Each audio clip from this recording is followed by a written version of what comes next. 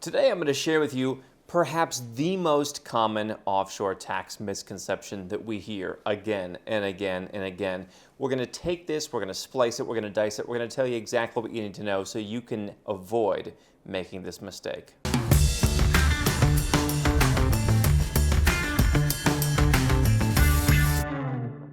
Hi, I'm Andrew Henderson. I'm the author of this book and the founder of Nomad Capitalist, where we help 7- and 8-figure entrepreneurs legally go where you're treated best.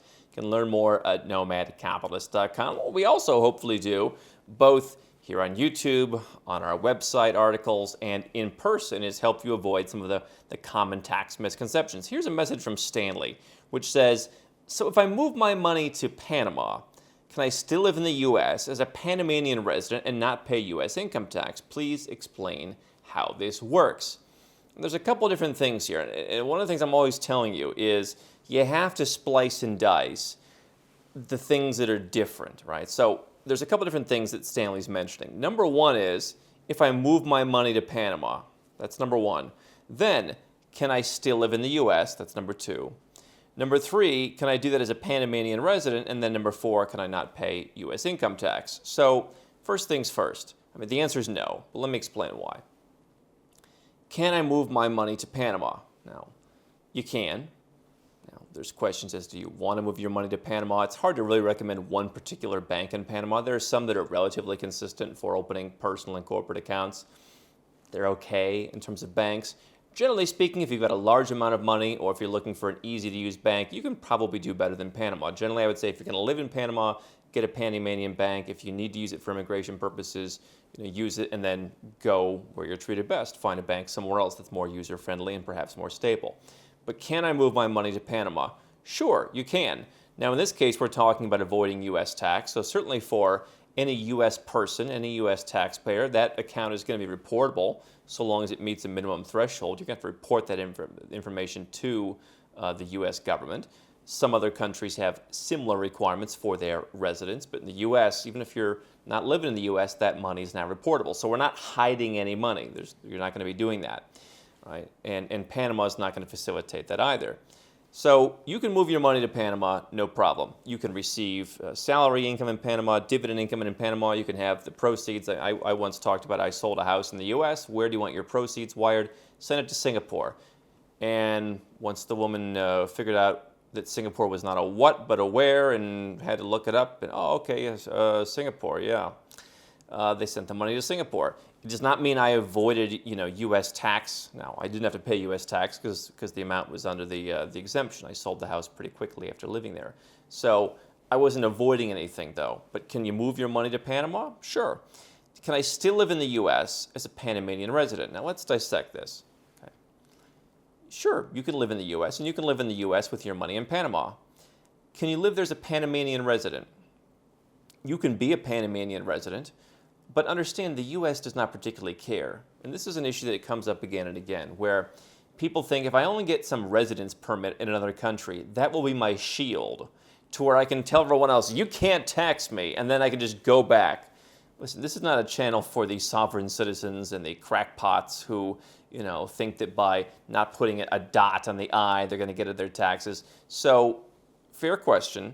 But, the U.S. government and pretty much every government has figured out, no, you can't just go get an ID card in some other country and then come back as if nothing. Oh, no, you're a whole different person. Right? This is kind of like when people say, if I have two different passports, can I go to Europe's Schengen area, leave, and then come back on the other one?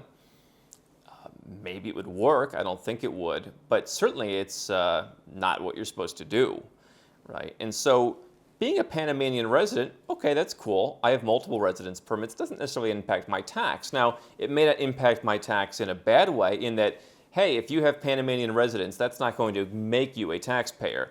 By the way, U.S. residents, if you have a green card, for example, that is going to make you a taxpayer. So in a couple countries, you want to be careful. But if you go to Montenegro or Colombia or a lot of the countries we talk about, simply getting a residence permit and then basically, as we're insinuating here, going there for a day or two a year, that's not going to make you a taxpayer, especially if you're living in somewhere where you're already paying tax. You'd probably be fine. But can you just go back and live in the U.S. as a Panamanian resident? No, because the U.S., it means nothing to them. They are two different statuses. Now, when people get confused, and we've talked about it before, you can find other episodes on this, is Residence is different, could be temporary residence, permanent residence, whatever, than tax residence. Just because you're a physical resident for immigration purposes does not mean you're a tax resident. Just because you're a tax resident doesn't mean you're a citizen. You have to understand the difference between these terminologies. So if you're a U.S. person, U.S. citizen, green card holder, you are a U.S. taxpayer by default. Now you can use the foreign earned income exclusion, and if you use your Panamanian residence to go down and live in Panama, let's call it 6 months a year, you can be able to come back to the U.S. for a little bit extra period of time. And this is not tax advice, but just kind of speaking in generalities. You can use that Panama residence, sure, and you can take advantage of exclusions and exceptions that the U.S. Offers its taxpayers, but you always have a tax home as American. Now, let's say you're from Germany to get a Panama residence. Sure, you can facilitate that as part of your leaving Germany for tax purposes. Now you'll no longer be tax resident in Germany. Perhaps you'll be tax resident in Panama or somewhere else, and then you can have your Panamanian residence for whatever. But if you're going to spend time in your home country, certainly if you failed the days test, which would generally be about 183 days, you're going to be in the hook. And so, don't think there's some special status that lets you negate, the basic reality, right? I mean, even some people who just visit the U.S. for too long could theoretically, become U.S. taxpayers. So if you're a citizen, all the things, you can't just go to Panama and get the residence. Now, can I stay in the U.S. and not pay U.S. income tax? Again, if you're a U.S. person, you are liable for income tax no matter what. There are exceptions, there are exclusions, there are ways that you can reduce the tax, potentially even eliminate it in some certain circumstances, depending on how much you make, depending on how your business is structured.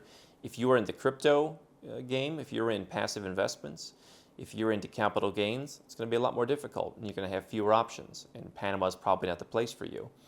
But here's the thing. I bank in Singapore, for example. I have no immigration status in Singapore. Singapore does not make my life difficult. They don't cause me any problems.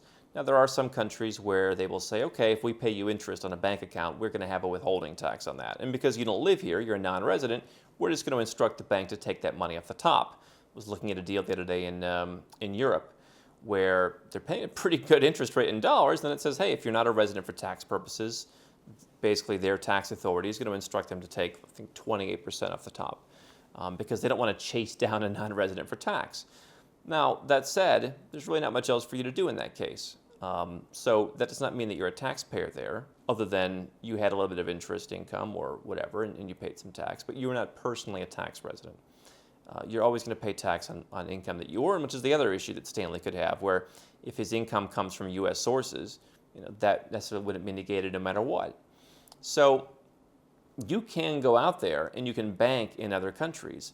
It does not necessarily put you into the tax net. Right? It does not necessarily constitute a tax nexus. In some cases it might, especially if you're leaving the country. But you have to look at how to separate these things.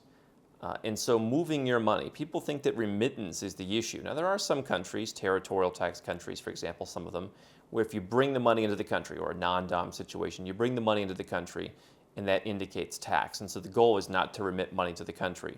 But if you are already a U.S. taxpayer, if you are already a taxpayer in any of the developed legacy brand, as we call them, countries, simply sending the money somewhere else does not solve your problem. You're welcome to do that, again, potentially subject to some reporting, so definitely get advice on that and what your reporting requirements are.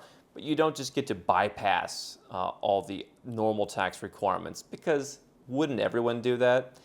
Obviously, most people don't pay too much attention, but it's not that easy, right? So if you are a taxpayer in a place, simply sending the money somewhere, as long as I don't bring the money back to the United States, I hear, I'm going to put my company in Belize, get the bank account in Panama, and my accountant says, well, your accountant's wrong. It's simple as that. So focus less on where the money is and focus more on where you are. Having a residence permit. In Panama, yeah, you could spend as little as like a day a year in Panama, and that could keep your immigration residence open. It's not going to give you tax residence. And there are some countries have some workarounds where you can get tax residence without the days test, the 6 months or whatever the amount of days is to qualify. There are some countries that offer workarounds where you can do less, either by paying a fee or investing or whatever.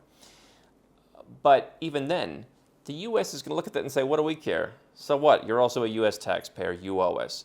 So focus less on where the money's going. Focus more on where you're going. Look into our tax free quadrant, and make sure you don't make this mistake.